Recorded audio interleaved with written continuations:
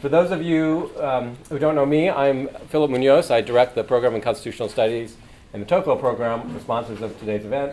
I also direct the Constitutional Studies minor. I know many of you are minors or undergraduate program in Constitutional Studies. We have a group of student fellows here, our Tocqueville Fellows. One of the things the Tocqueville Fellows do is introduce our speakers. So I'm going to introduce Carolyn Ebner here, who will introduce our speakers in just a minute. Let me tell you about the format of the event. I should do that first. I've invited each speaker to speak for about 20 minutes. It's not a formal debate, but I suspect we'll have some disagreement. Professor West will speak first, and then Professor Tsesis, and then we'll open it up. We'll maybe moderate a bit of a conversation, and then open it up. We want as much time for Q&A as possible. And now let me introduce Carolyn, who's a senior PLS major, and she'll introduce our speakers.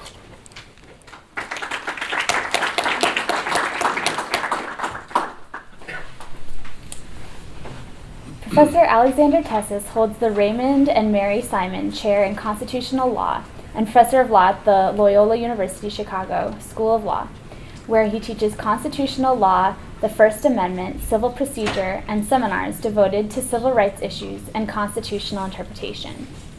He is the author of several scholarly books on the same subjects, most recently, Constitutional Ethos, Oxford University Press, 2017, and For Liberty and Equality, The Life and Times of the Declaration of Independence, Oxford University Press, 2012. Dr. Thomas G. West holds the Paul Ermine Potter and Don Tibbetts Potter Professorship in Politics at Hillsdale College, where he teaches classes in political theory and American political thought. Last year, he published The Political Theory of the American Founding, Natural Rights, Public Policy, and the Moral Conditions of Freedom, Cambridge.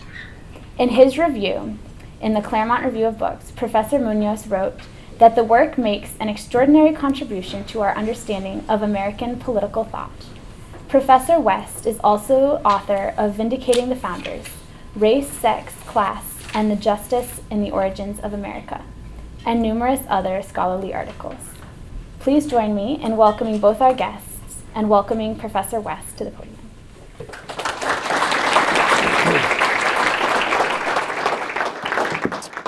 Thank you very much. And thank you to Phil and Sot Barber for having us today.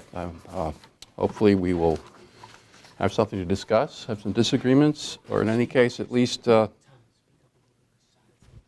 about, sorry? Oh, you're not hearing? Okay. Happy. Thank you to Sot Barber and Phil Munoz for inviting me.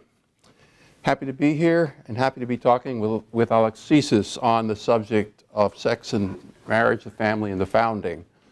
The Constitution, too. Now, I should say the Constitution originally didn't have anything much to do with sex and the family because that was regarded as a matter for state law. The Constitution, however, did give the federal government authority over territories as well as the District of Columbia, and then, of course, over its own staff, such as the military. So to some degree, the federal government was involved in some of the things I'm about to talk about, but they tended to simply mimic and go along with the typical kinds of regulations that would have been found in the states. And so my focus is going to be mostly on state government policies on this subject because that's where all the action was. I'll start by saying that many scholars, including Notre Dame's own Patrick Deneen, believe the founders had a theory of the autonomous self as the fundamental element of their political theory. The idea that each of us should be free to define the mystery of our own existence, perfectly free to say who we are as individuals, as free beings, even unnatural beings. This understanding means that abortion, no-fault divorce, same-sex marriage would all be legitimate choices in the founders' political theory. The truth, however, is the exact opposite. The founders held a view of sex and marriage that is so conservative by today's standards that no leading politician, Democrat or Republican, would dare to defend it in public. Now, it takes some effort to dig up the founders' understanding of sex and marriage because it was completely uncontroversial and therefore rarely discussed at that time. But it was discussed, and it isn't actually very difficult to understand their consensus on the subject. In fact, the marriage was of the highest importance for the founders for two main reasons. First, and I'll quote the Vermont Supreme Court, "To marry is one of the natural rights of human nature." Founder Oliver Ellsworth, in the discussion of the Constitution, mentioned marriage as one of the natural rights that it would be embarrassing to put into a Bill of Rights because it was so self-evident and no one would question that right. The second reason why the founders regarded marriage highly is, as founder John Witherspoon writes, "Besides marriage being part of the natural law, it holds a place of first importance in the social compact." Now, the social compact was the founders' term for the political community formed by the consent of the governed. Massachusetts, in a 1786 law, says, quote, "Chastity of behavior and due observance of the marriage covenant are highly conducive to the peace, welfare, and good order of the community, and the violation of them productive of great evils to individuals and to the public," unquote. This was in their law against adultery. In particular, as the Massachusetts Supreme Court said in 1810, marriage is intended to, quote, "multiply, preserve, and improve the species," unquote. One might ask, how does multiplying the species contribute to the social compact, to the security of natural rights? The answer is that a lasting community needs children who will become the next generation of citizens, and well-brought-up children who will be good citizens. As the Constitution's preamble says, the social compact exists not only for ourselves, but also for our posterity. In the Massachusetts court says that marriages not only multiply the species, but also preserve and improve it. An early writer of legal treatises, there were several in the founding era, one was Zephaniah Swift.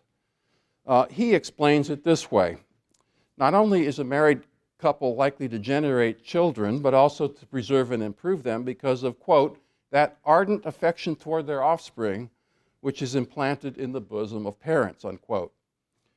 In 1775, Witherspoon speaks of, quote, "the absolute necessity of marriage for the service of the state," unquote. Not the normal way we today would look at marriage. But what he seems to mean by that is that the state is always in need of future citizens who will willingly defend their rights and perform their duties, and that a family constituted by a married mother and father with their biological offspring is the best institution to that end. Throughout Swift's Zephaniah Swift's treatment of marriage in his legal treatise, he thinks in natural law terms.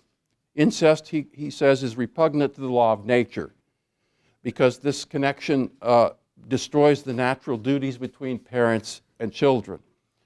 Similarly, he says, by a law of nature, a mutual contract is sufficient to make a marriage in fact, independent of whether there's an actual ceremony or a registration of the marriage in an official way. The duties of parents, he says, are, quote, "all founded in nature and result from the parents' affection toward their offspring," unquote.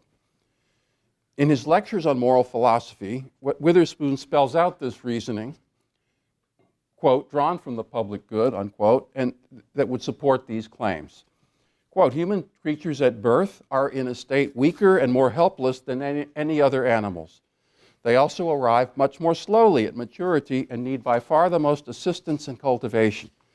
Therefore, a particular union of the parents is absolutely necessary, and that upon such powerful principles as will secure their common care." Meaning that's why they were anti-divorce. "Marriage is a relation expressly founded upon this necessity," unquote. Let me now say very quickly what some of the most important legal supports for marriage were at that time. In colonial times, prior to the founding, sex outside of marriage was seen as not only injurious to the community, but also as a sin against God.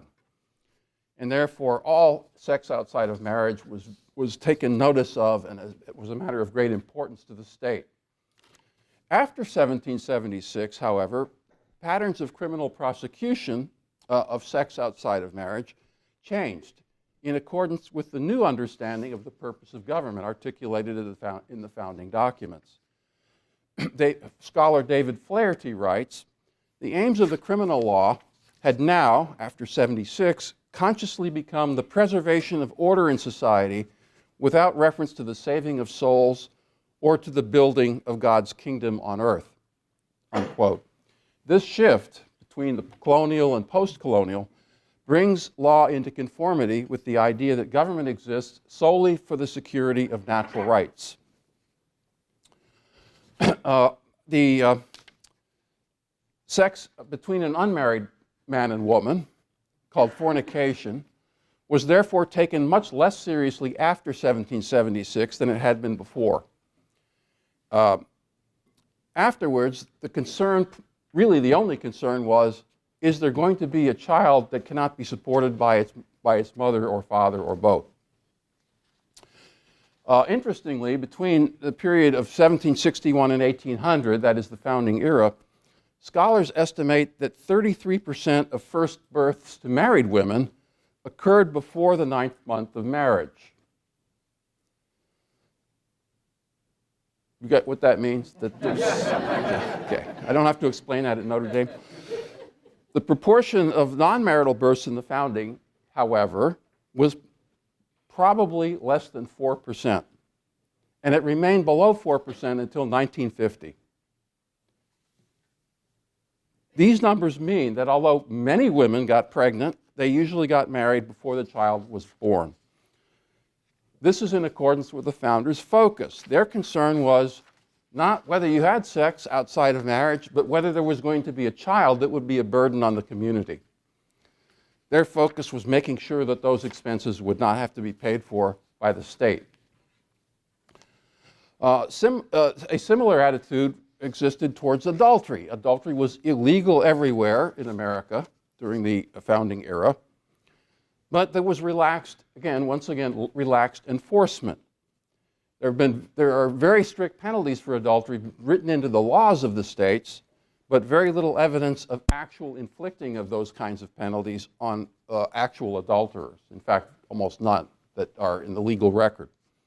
Similarly with what they called sodomy, which we would call gay sex. Forbidden in every state, but again, as with other regulations, minimal enforcement. There was one death penalty case for unambiguously about same-sex sex between two males. However, the perpetrator was found guilty of assault with intent to commit sodomy on a 19-year-old boy, and the age of consent at that time was 21. So in other words, it was a homosexual rape that the person was punished for, not. And in fact, I haven't found any evidence of voluntary sex between two persons of the same sex actually punished during the founding era, with perhaps the exception of the Army under Washington. I think there was something about that. But in other words, so the founders' approach to public displays or sale of sex. So let me just mention a criticism by political scientist Roger Smith, who writes on this topic. He argues that the founders were insufficiently liberal, and their principles were liberal, but they didn't live up to them. And he strongly objects to their approach to sodomy. Legal systems, he says, as Smith says, that automatically subordinate homosexuals are presumptively invalid in a political regime based on natural rights. Smith, I would say, in reply to that, would be correct that such laws are presumptively invalid if there were no significant connection between discouragement of non-heterosexual sex and promotion of marriage and families, and if stable marriages were unimportant to securing the rights of individuals. That's the view that the founders rejected, the Smith view, that there's no connection. Public displays of sale of sex was also forbidden. But again, treated as not sins, but simply as threats to, quote, public peace and order, as one legal treatise put it. Obscenity, founding era laws criminalized things which corrupt moral sentiment as obscene actions, prints, and writings, to quote an early New York State case. Such publications, said the court, are punishable because they strike at the root of moral obligation, weaken the security of the social ties. Again, however, there seem to have been very few prosecutions. Jeffrey Stone has recently written a book on this subject. The founders' de facto don't ask, don't tell policy on sexual misconduct continued from the time of the founding until about the 1880s. Historian Lawrence Friedman calls what happened later a surge of interest in victimless crimes, in vice, in sexual behavior at the end of the 19th century. At that time, progressive era ideology, which rejected the founders' very minimalist view, led government to become much more intrusive in the enforcement of sexual morals laws. The progressives of that day, post-1880, adopted a view that the founders would have rejected. Hamilton's phrase in Federalist 6, far gone in utopian expectations, comes to my mind. But political scientist John Burgess, writing in that period, progressive era, says, quote, the perfection of humanity is the purpose of the state, unquote. That is not the founders' view. Their idea is protect people's life, liberty, and property, and otherwise leave them alone, except for minimal conditions like marriage. Contrary to the founders' emphasis on immoral actions that were obtrusive or obviously harmful to the public, after 1880, there was much more aggressive prosecution of homosexuality, prostitution, and the like. And that approach remained a feature of American law until the 1960s. Another sign of the founders' concern with public order and happiness, as opposed to the colonial preoccupation with moral purity, is seen in their attitude toward divorce. Divorce was illegal in every colony under British colonial law. After 1776, every state except South Carolina legalized it under limited circumstances. New Hampshire's 1991 law was typical. Divorce was permitted in cases of incest, bigamy, for impotency, for adultery in either party, or whether either of the parties shall be absent for the space of 3 years, and for the cause of extreme cruelty in either of the parties. Those were the grounds for divorce in New Hampshire. Impotency as a ground of divorce indicates that for the founders, children were central to their conception of marriage. If you can't conceive, you're really not married, is the way they looked at it. And you might as well just get a divorce. The implication is without children, the marriage is only semi-real. Pennsylvania states the basic idea behind all these divorce laws in its own law, 1785. It is the design of marriage and the wish of parties entering into that state that it should continue during their joint lives, yet where one party is under natural or legal incapacities of faithfully discharging the matrimonial vow, or is guilty of acts and deeds inconsistent with the nature thereof, the laws of every well-regulated society ought to give relief to the innocent and injured person. That's how they thought of divorce law. You're going to be given legal relief from a violation of a contract, just like if somebody who doesn't pay his debt. So divorce conceived, therefore, as a civil remedy for personal injury.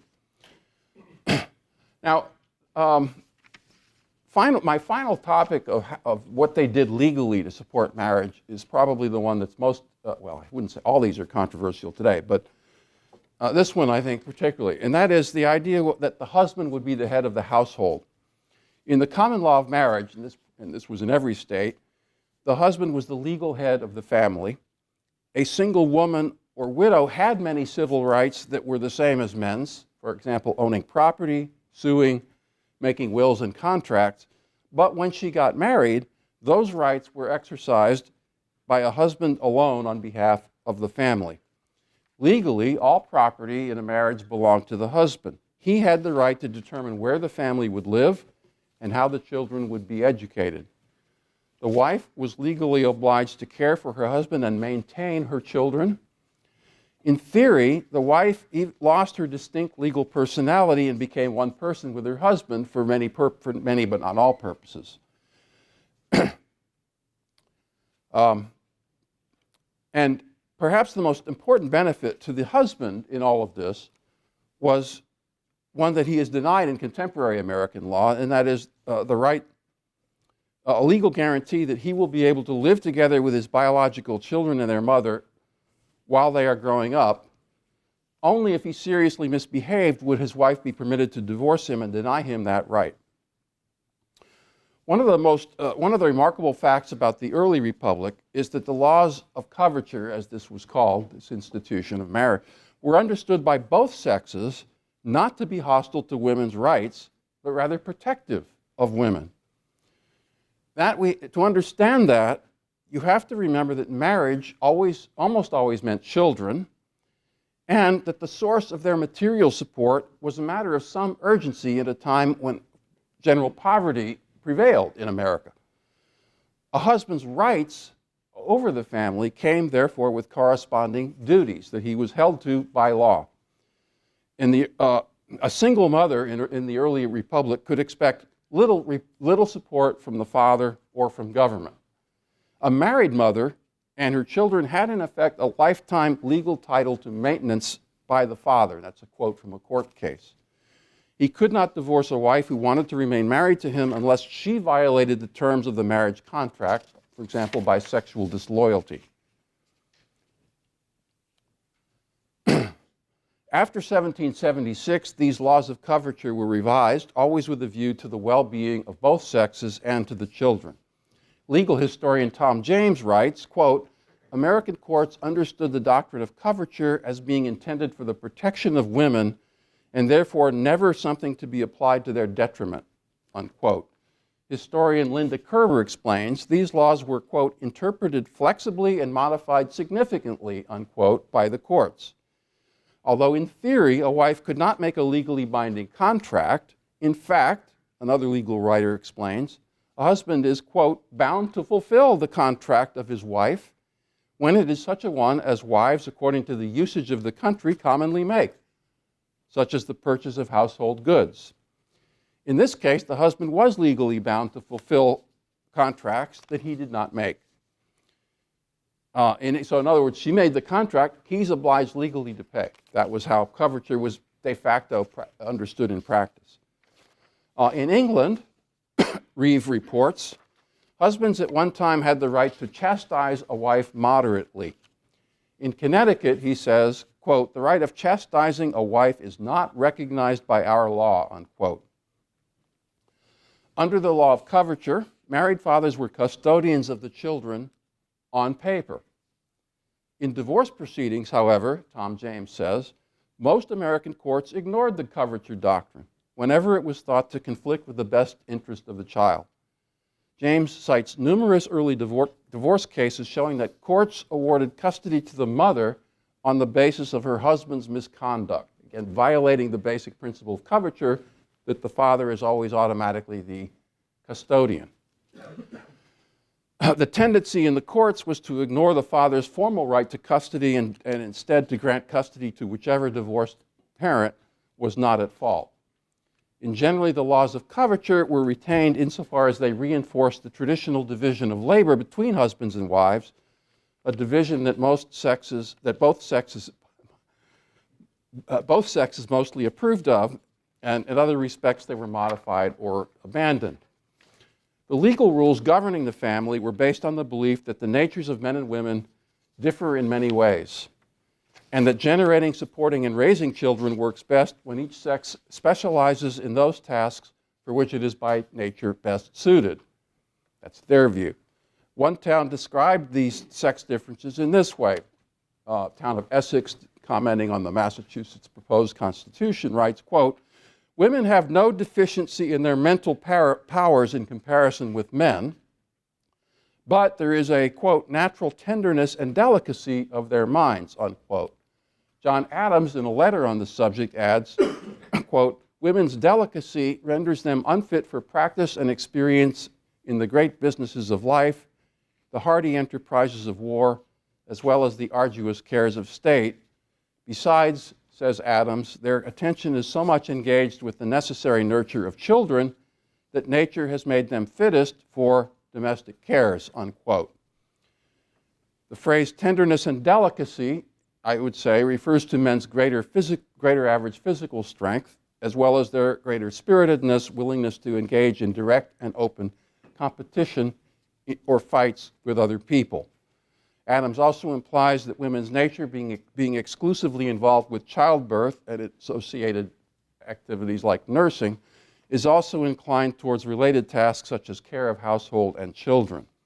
In our time, it is fair to say these ideas are controversial, although surprisingly, some current research being done by evolutionary psychologists and biologists supports Adams' opinion about these and other natural sex differences. I recommend you David Geary and Bobby Lowe, two authors of two very recent books published on the nature of males and females and how they differ, both human and subhuman, which, by the way, very much conforming to the stereotypes of the founders. Personally, I'm going to take no stand whatsoever on the subject of which one is correct. I think what I'll do is leave it at that. I've got other things to say. I'd like to get to that in the question and answer. Thank you.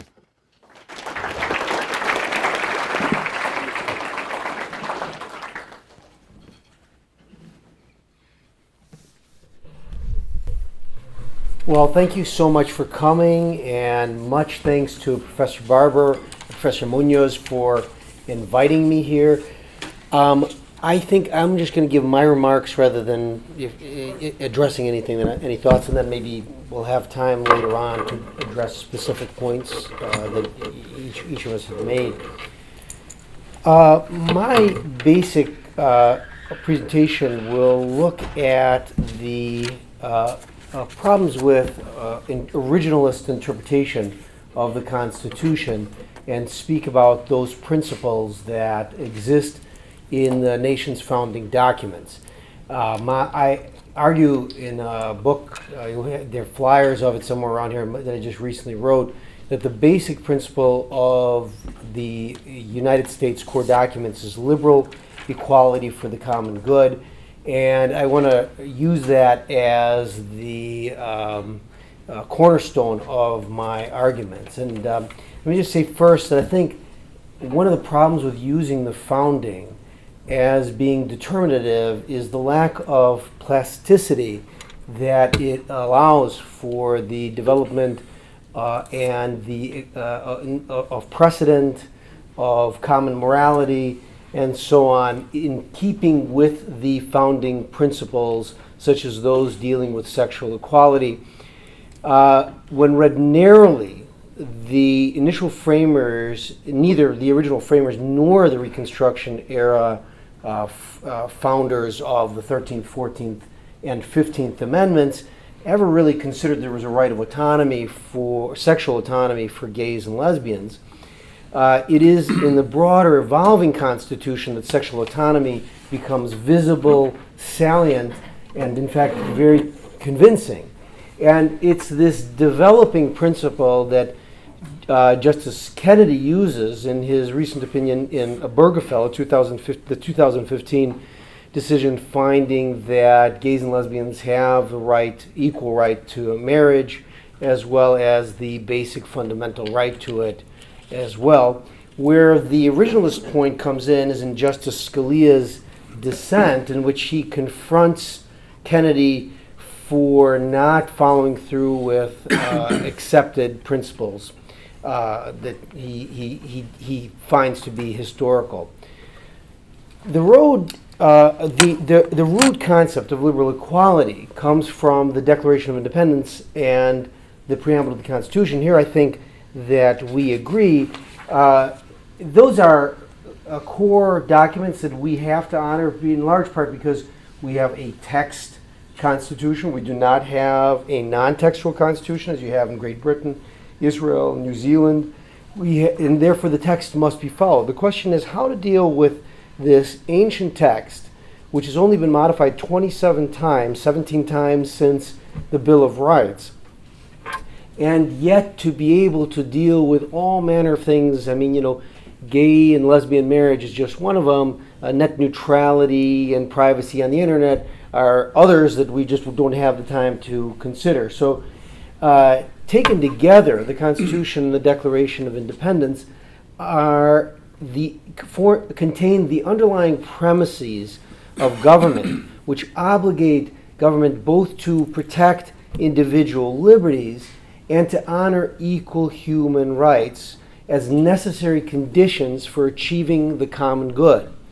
Analyzing these ideas exposes the premise that each human has a separate and personal right to explore his or her humanity in their quest for happiness, and that the institutions of government are meant to empower not only the individual but current society and also posterity to function for the general welfare of sovereign persons with correlative rights.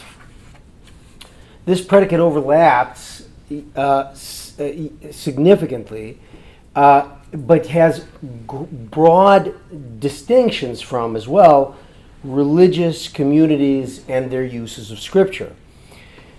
Religion contains obligatory norms, irrespective of whether they benefit the current generation or whether it often contains the desire for future betterment. This is true of millenarian type of conceptions. It's certainly true of various forms of suffering, even in Eastern religions. There's desire for something future. However, the U.S. Constitution, the First Amendment as well, prohibits states from advancing particular religious views as long as it's tolerant of the individual views of the religious individual.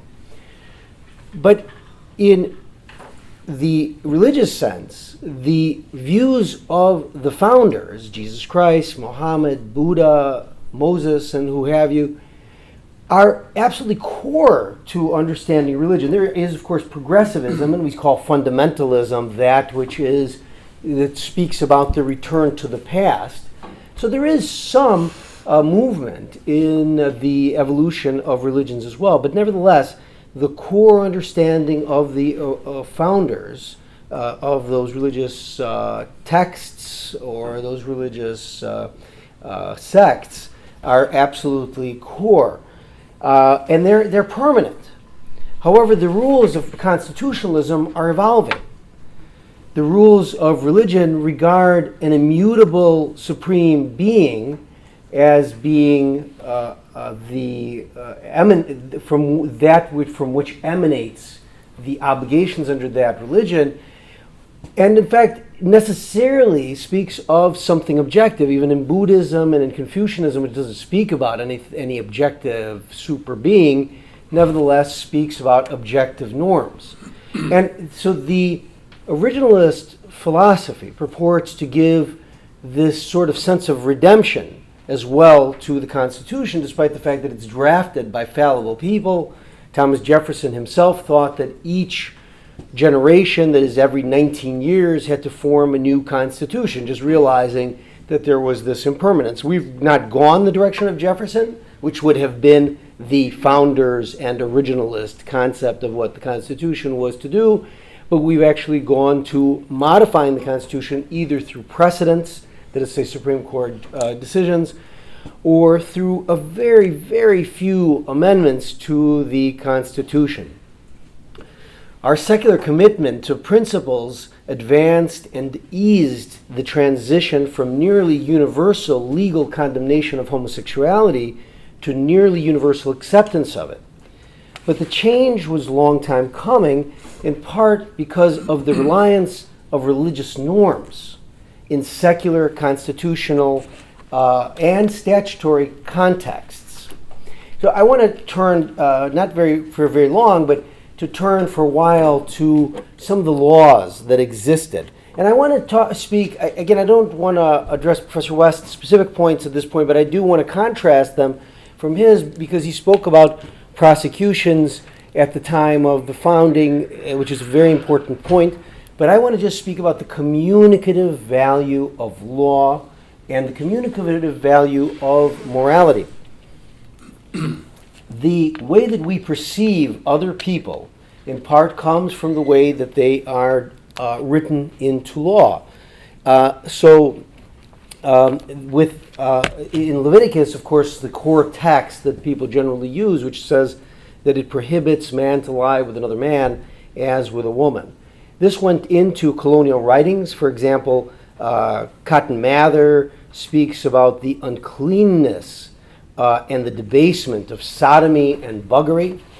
This is widely accepted. In 1698, a preacher speaks about the abomination of sodomy and bestiality. The Reverend Assembly of Westminster speaks about how not only is adultery, fornication, rape, and incest prohibited, but so too sodomy and unnatural lust. I suppose unnatural lust might be something on the order of Matthew. If your right eye offends you, pluck it out. And then these things not only exist in religion, but they flow into the contemporary colonial statutes. So, for example, in Delaware in 1742, a law punishes sodomy as a felony to exclude the clergy. So you couldn't even see the clergy if you were found guilty of it.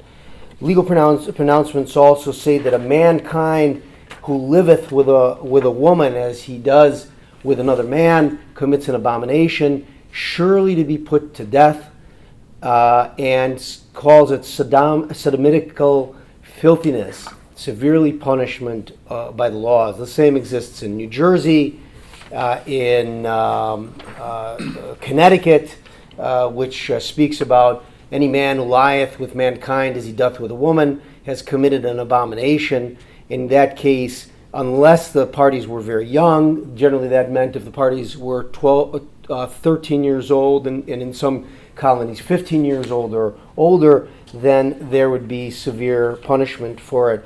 That included, for example, in William Penn's Pennsylvania, something that William Penn wrote himself, whipping that would be for 3 months in the first year of the confliction.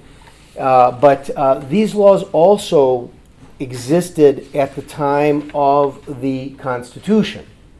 Well, not only were these colonial laws, but the Pennsylvania laws in Delaware, as well as in town ordinances, there was a prohibition against sodomy, and often coupled with buggery, that caused deepest detestation and called for death, very often without clergy. But you see how there is a continuous tie-in with religion and these early laws. South Carolina was very explicit about this in 1796, speaking about the detestable and abominable sin among Christians not to be named, committed by carnal knowledge against the ordinance of the Creator and order of nature. So you got natural rights and the Creator there, which is the Coinian type of concept of natural rights, by mankind, with mankind. That's a felony that is punishable by death without clergy. So let me then, from here, move on from these laws to get at more some of the principles that I'd like to with the presentation, the more important part, the more, kernel part of the argument. Given this legacy, how can gay marriage be legally justified? Indeed, is sexual autonomy, including homosexual privacy, constitutionally protected? Is the right to sexual autonomy a matter of positive legality, that is to say, that which is written, or some constitutional principles? So let's begin with the groundbreaking case, which I've already mentioned, Obergefell, the 2015 case, that both found that the Due Process Clause of the 14th Amendment and the Equal Protection Clause of the 14th Amendment protect an individual's right to marriage autonomy, in whether they're heterosexuals or they're homosexuals. There's a case that's earlier. I can talk about this either in the Q&A or if there's time to reply to each other, dealing with privacy, sexual homosexual privacy, dealing with Lawrence, that's also based really on due process clause. But I want to just focus on Obergefell, the equality in marriage case. Originalism comes in, as I mentioned, in the dissent, in Justice Scalia's opinion. Now, Scalia was a fair-weather originalist. He was no real originalist.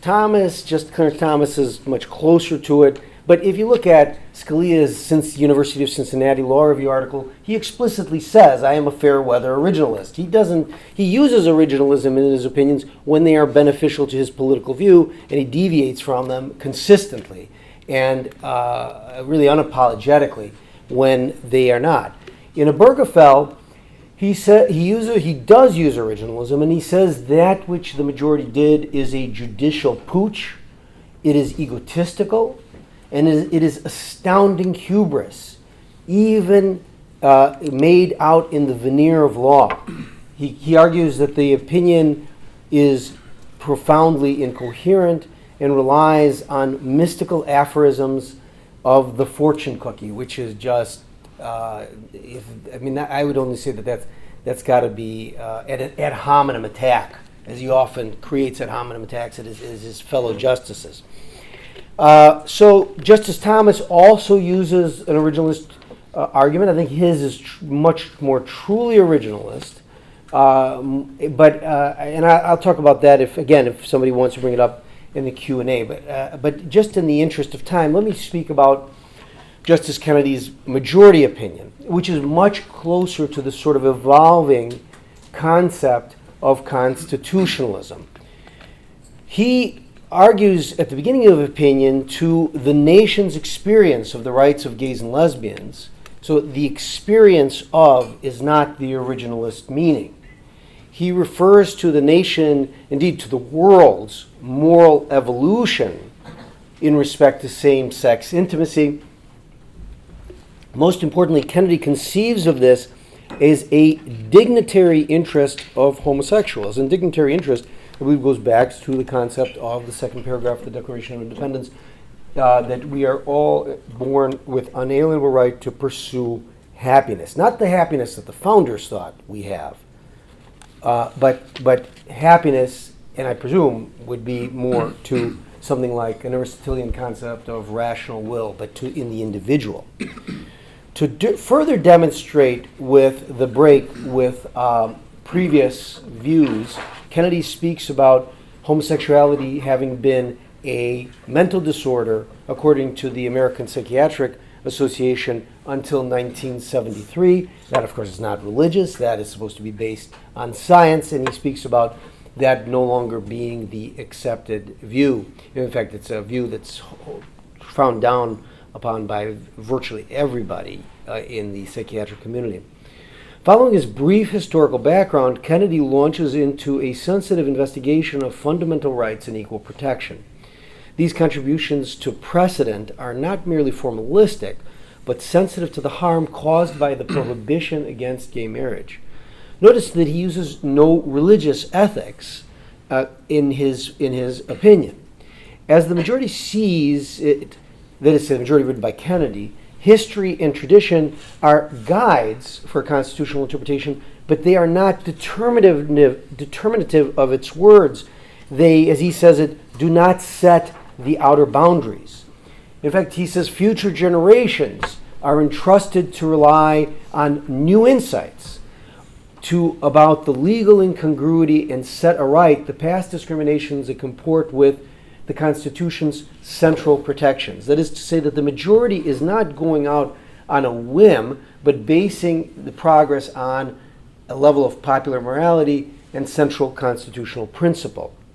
While marital precedents had been predicated on the notion of a male-female relationship, the Obergefell majority uses an evolving interpretation to discuss the larger role of marriage in people's lives.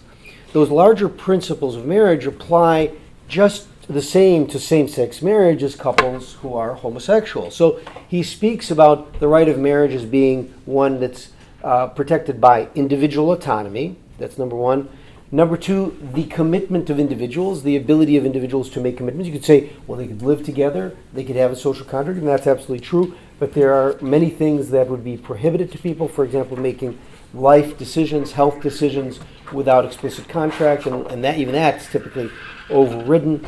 And that has to do with individual autonomy and then commitment, safeguarding the interests of the child. That is to say, not frowning upon the child, not looking at them as social pariahs because of who their parents are. Just like intermarriage, blacks and whites being married together, those children faced enormous burdens and obstacles in the same way gay marriage couples do as well. And then the fourth thing Justice Kennedy speaks about is the marital benefits. And here he mentions a whole list of legal benefits of marriage of which homosexual couples were deprived. And this is in the issue of equal protection: taxation, inheritance, property rights, intestate succession, spousal privilege and law of evidence, hospital access, medical decision making, adoption rights, and I'm not going to go beyond it. He's got a longer list than that.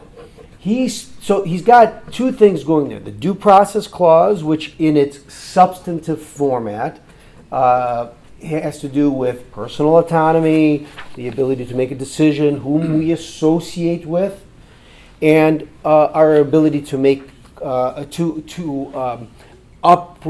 raise our children as we see fit, without abuse, without negligence, but as we see fit, whether it's to be religious or not, and so on. And then the marital benefits, which is much more of an equal protection type of argument. And so the idea here is that there are autonomy rights that are constitutionally protected, as well as the central principles of equality that laws prohibiting gay marriage had abridged. So now let me, from discussing and describing his book, let me now turn to some of the ideas in terms of principled reading of the Constitution that I have in my most recent book, Constitutional Ethos, which is, again, to reiterate, protection of individual rights on an equal basis for the general welfare. By having the essential aim of government, this puts the founding documents in central play, or in front and center. That is to say, one of the problems with living constitutionalism, which is the common school most accepted by those people who argue against originalism, is that it has a very loose sense of morality. One judge thinks something is wrong this way, another judge thinks it's right. And there are arguments and subjective disputes. I believe that grounding things in the Declaration of Independence principles, pursuit of happiness, life and liberty, general welfare, and so on, allows us as a nation both to follow those roots of who we are as a people, as well as to evolve in our interpretation of their thought, and in a pluralistic way, in a non-nihilistic way, in a way that doesn't throw off the ideas of the past generation, uses them as critical anchors to our understanding, and yet does not also close our eyes to the development of where we fell short. So that those ideals exist despite the fact that this nation is marred by slavery, is sexual inequality, and I'm talking about gender, sex inequality, Indian removal, and non-white, and even non-white citizens, because even non-white citizens could not vote without the certain monetary value in states. The Declaration and Constitution codify fundamental social ethos of human equality and set the basic structure of governance. Now, truth be told, well, Professor West and I refer to the preamble and the Declaration of Independence. Very, very few scholars do, and I think that that's a mistake. There are others, Professor Barber, of course, as well, and Jack Balkin at Yale, Sandy Levinson at the University of Texas, even though the views are somewhat different than mine, something, again, I could talk about later. Despite the fact that courts have not adopted the Declaration and the preamble, I do think that they assert the central purposes of constitutional law, establishing stable, egalitarian norms for the creation of government institutions, placing obligations on their functions, and contributing to deliberative popular dialogue about representative self-government. Together, they describe the purposes of government, the sovereign role of the people, the ideals of the United States, and political representation. The simple statement that the underlying purpose of government is of secular equality for the common good has broad underlying effects, communicative value, as well as significance to the values the country must espouse in its constitutional interpretation and in its statutory formulation. The structural portions of the Constitution, that is to say, the way that we as a representative system can function, whether or not we can make laws prohibiting gays and lesbians from marrying and so on, and as well as the way that courts interpret them, are grants of power that must abide by these normative goals. A state's sovereign authority derives from the will of the people whose vital interests public officials are charged to safeguard. My formulation takes into account the intrinsic value of each individual, but also the needs of formal assessments of how law impacts relevant communities. And sexuality and sexual inequality, regardless of the constitutional framer's initial intent or even meaning, is incompatible with the central principles of 1776 and our evolving understandings of them. Thank you.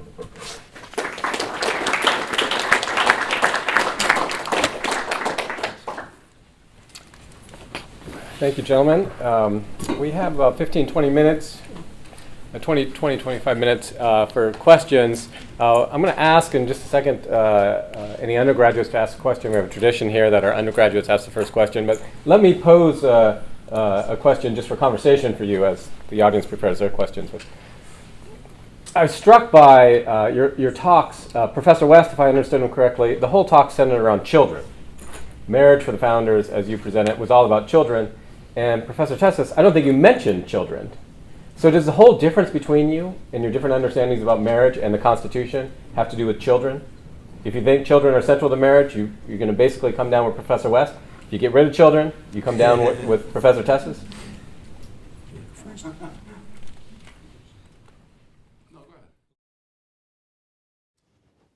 So let's see, one sec. You actually mentioned children. Talking about adoption. I did a bit, yeah. I can. It's a fact. Okay, sorry. So Professor West said in his remarks, and I wrote down exactly, if you can't conceive, you're not married. But I wonder what happens with postmenopausal women. What happens after they can't have children? Are they can society bar them from marrying?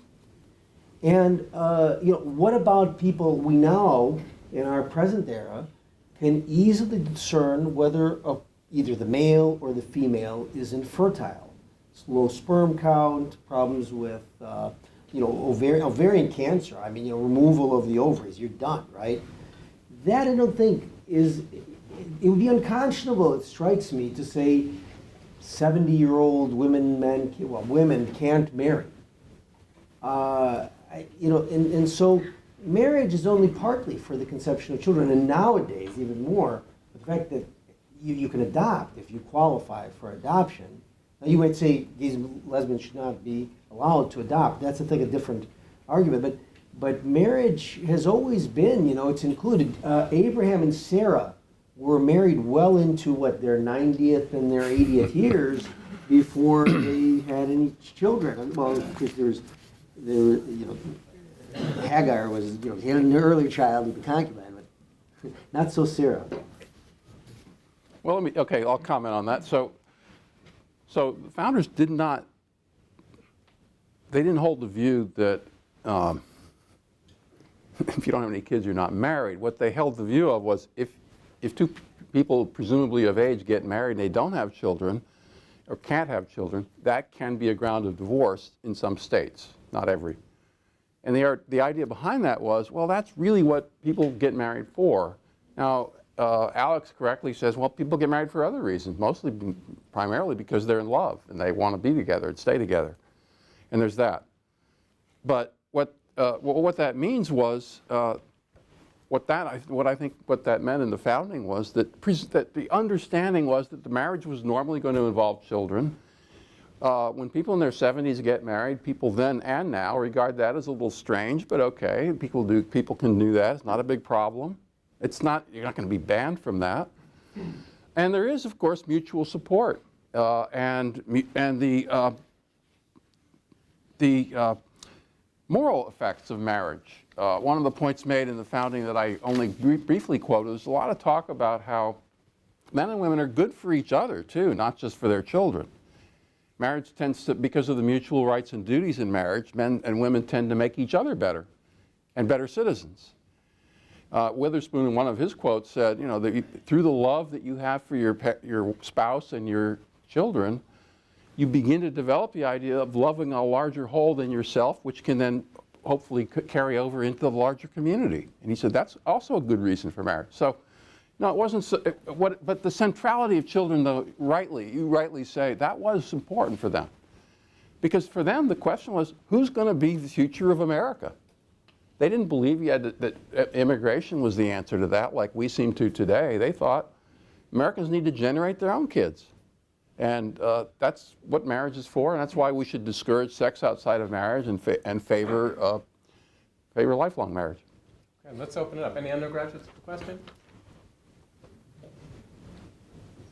And stand up and tell us who you are so we can hear you. My name is Susan. I was mostly curious about Professor West's statement on like how men and women make each other better. And there's been recent scientific studies that say like same-sex relationships between like just friendships between like women or just like two women, like those friendships are actually stronger than male-female like relationships. So how would you be able to justify that like men and women make each other better when that might not be like actually something?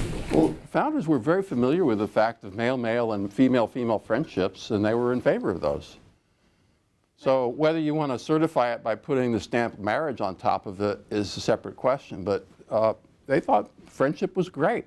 And they were very aware of the fact that sometimes when you saw two men living together in their 30s and 40s, there's probably stuff going on that's illegal, but nobody, the idea was, that's behind closed doors, that's in their bedroom, we're not going to mess with that. But friendships, of course, so mutual support, by all means. But the whole point was, as for when it comes to sex, their idea was people should be encouraged to think of sex and marriage as going together because sex generates children. And when you have sex between two people of the same sex, it doesn't generate children. And they thought, no, we want people to have kids.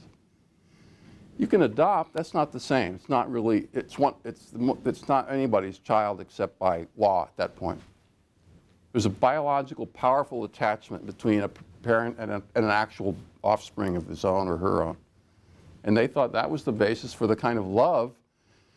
You know, you got to remember, raising a child back then was a lot harder. What's the incentive? Do you guys think a social worker has any incentive to really care for a child? It's insane the way people today believe in social workers. You know, I've got a higher degree in something about how to take care of children. Who really cares? Likely the parent.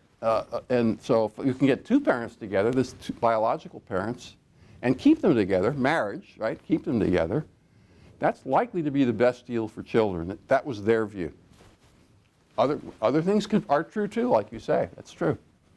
So Susan, right? Susan? Yeah. Susan. So let me add a little bit more clarity in the Professor West's argument. Right? He spoke about nurturing and the founder's conception of females as being more nurturing, not only just the relationship, but also that is a very paternalistic point of view, and it's a very stereotypical point of view. It diminishes males' ability of nurturing, and it vastly elevates some women's desire for nurturing. You know, sort of this concept that all women want to have children. Well, I bet you $10. Well, maybe not in this room, but I have no idea I don't know you individually. There are lots of women, they really don't want to have children. It's not just, they're pulling your leg just because they happen not to be pregnant at the time or don't have a husband or a boyfriend. They don't want to have children. And there are also women who put as my father, who was a pediatrician, spoke about a woman, one of his patients was the child, he was a pediatrician, who put her child in an oven and turned it on because she was tired of the child screaming. I think that model was used as a justification of paternalism. They're nurturing, therefore let's keep them out from the workplace. They're so much better in the home. Their bodies are made for it. And beyond that, it went to voting rights. They're nurturing. They're such moral people. We shouldn't get them involved in the dirt of politics. Politics is bad. It's so dirty. There's all sorts of conflicts. Women are our moral voice. They shouldn't vote. And I swear these are actual arguments being made in the late 19th century. That was not only by men. The vast majority of women believed in it. We know this, for example, from Massachusetts, where there was a petition that signed, over 90% of the women were against the right to vote. And in large part based on these, women are clean, we need to keep their hand. But the result was inequality. Another undergraduate question, yeah, please. And stand up so we can hear you. Hi, my name is Cameron. I'm a senior here, and I have a question about two developments that have happened since the founding that might have implications on the relevance today. The first of which being technological advancements, so contraception and things of that nature, and their implication for having children. And secondly, developments in conceptualizations of gendered socialization and the impact that has on the roles males and females do and should have. What does that mean for the founding fathers' opinions, principles, and how they apply to today? I'll take that, Tom. Yeah, I'd say first of all, with regard to technology, yes, contraception. I would add easily obtainable and inexpensive and safe abortions. I would add also the miracle of penicillin and solving the problem of sexual promiscuity by being able to kill off the nasty diseases you get when you sleep with a lot of people. So yeah, there's lots of developments that make it possible. In fact, one of the great questions of our time is whether the family in any meaningful sense has survived that and other modern developments. So those technological developments do really make it much more possible and easy to separate sex from reproduction and babies. Now, the other point about gender socialization and the understanding of that question, it's true that people in our time believe much more than people did in the founders' time that the differences between men and women are largely socially constructed. That's a debate. Back then, they made a whole series of assertions, most of which weren't quite as drastic as the ones Alex was quoting, but about the differences between men and women and what therefore each sex is by nature suited for. I mentioned in my talk briefly, and I'll say it again, that in current developments right now in evolutionary psychology and biology are essentially confirming all of the old stereotypes about male-female differences. People are studying mammals, they're studying all these different kinds of mammals, they're studying humans.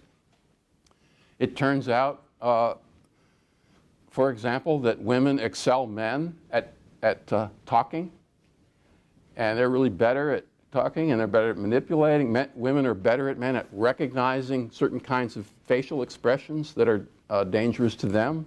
Men, on the other hand, are oblivious to emotions of the kind that women are much more preoccupied with. These are facts that are in psychology now, being published by mainstream publishers, not by cranky alternative presses somewhere.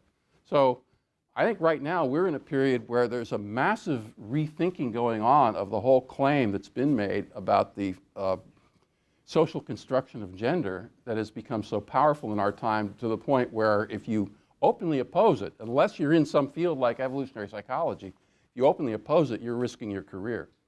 So that's one problem now is we don't really hear the other side very much in any kind of public discussion. Okay, let's open it up, and I know Professor Barber, you had a question? No, that's all right. Okay. My question. The floor is open. Yes, please, sir. Tell us, stand up and tell us who you are. My name is Dan, and I'm not an undergraduate. I really wish I were.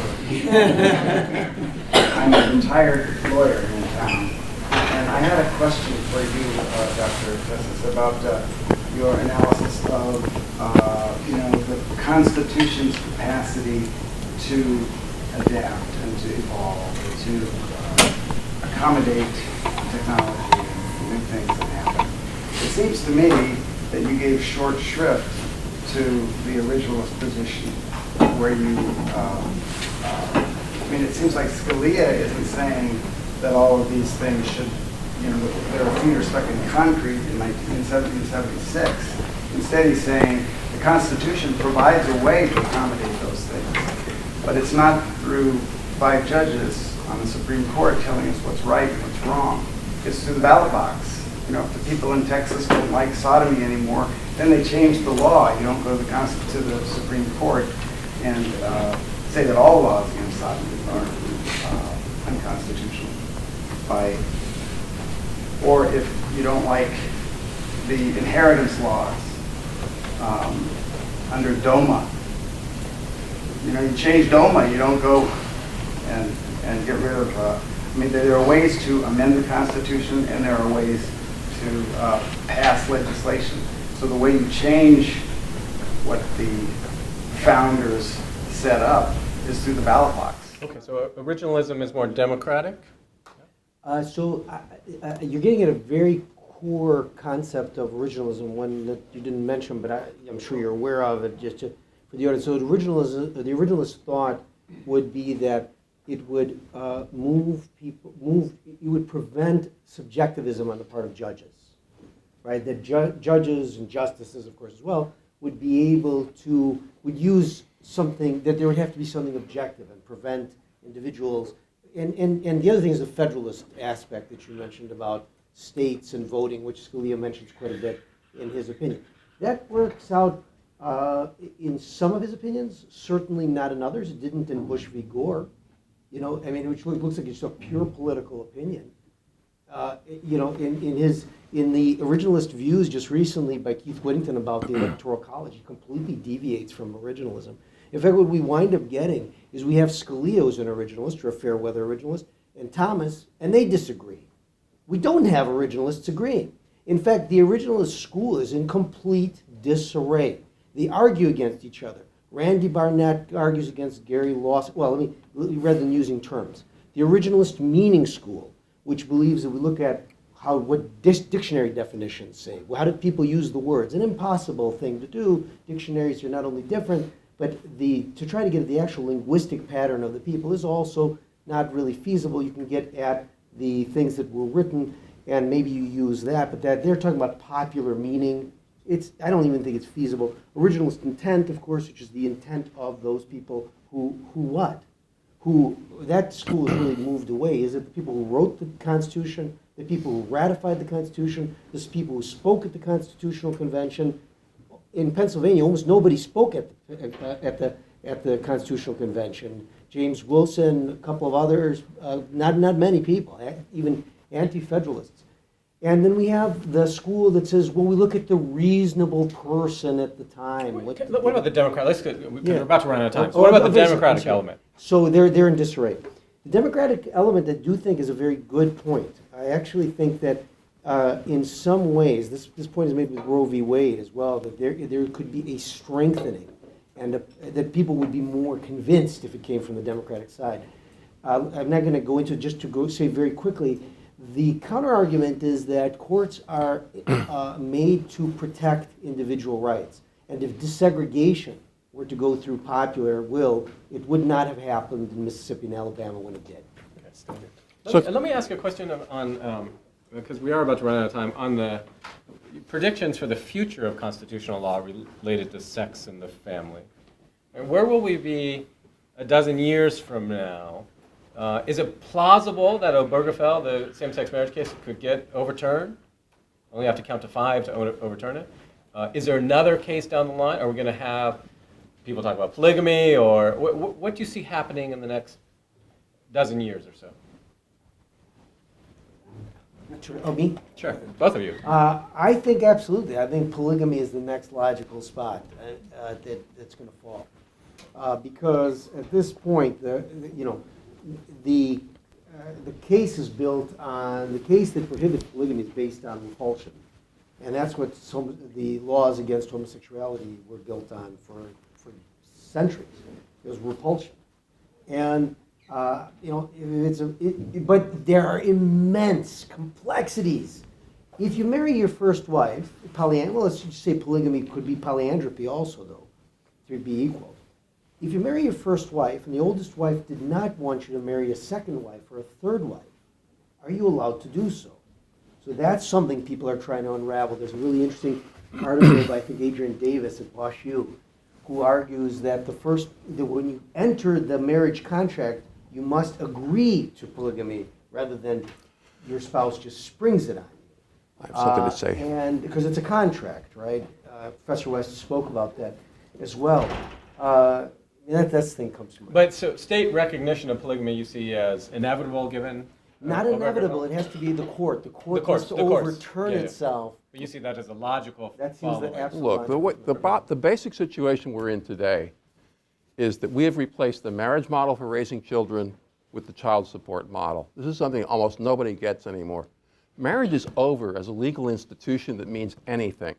If you are married and you have a child and you're a woman and you decide to kick your husband out and keep the child and demand child support, you're mostly 80% of the time you'll get that.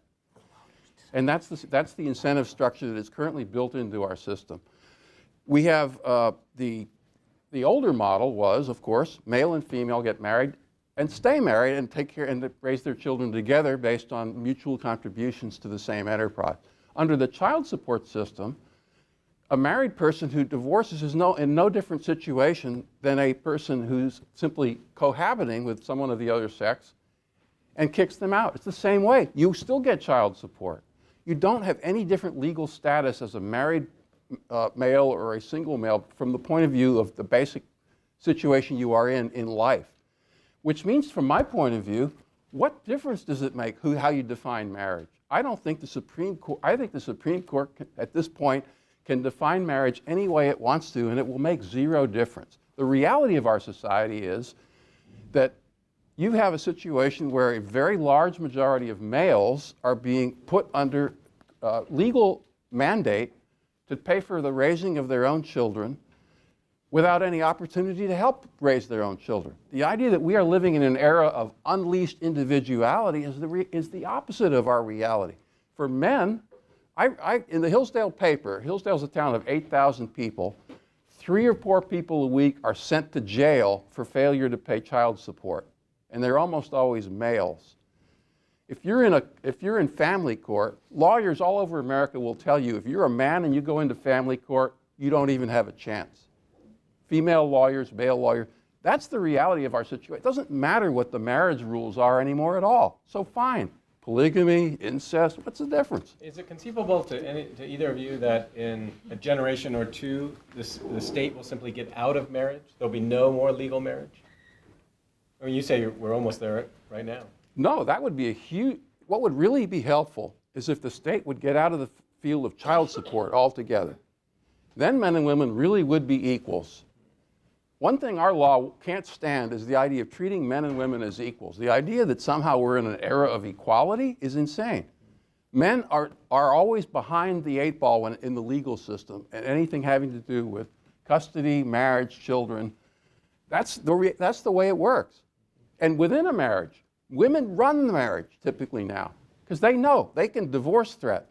And divorce threat means you don't get to the husband doesn't get to help raise his own children, and he may be under a 25-year obligation to give her money to raise the child in the way that she thinks best. That's the bottom line. I think marriage is an essential institution. I cannot imagine that it will. In fact, that's I think the point of Obergefell. I can't imagine that government would get out of it. I think it would be awful if the government got out of child support because the children would suffer. But that's a slightly different subject. I mean, That's the same most subject. males would not. I'm sorry. Many males would simply be deadbeats and not give support. It makes their lives easier. I mean, I think that the benefit is primarily really to the children for child support. But I think marriage as an institution, I hope will hold. I don't see any movement away from it, because of the contractual obligations. Things like intestate succession, which means that if you die without a will, without a testament, then you owe a certain percentage to your spouse, irrespective. I mean, depending on the number of years you've been married with a person, a longer period of time, a larger percentage to a certain limit. So do you avoid people trying to leave their spouse high and dry? I mean, that's just one example of why I think marriage is so important. Okay, good. All right, well, thank you for joining us, and we'll hopefully see you next week.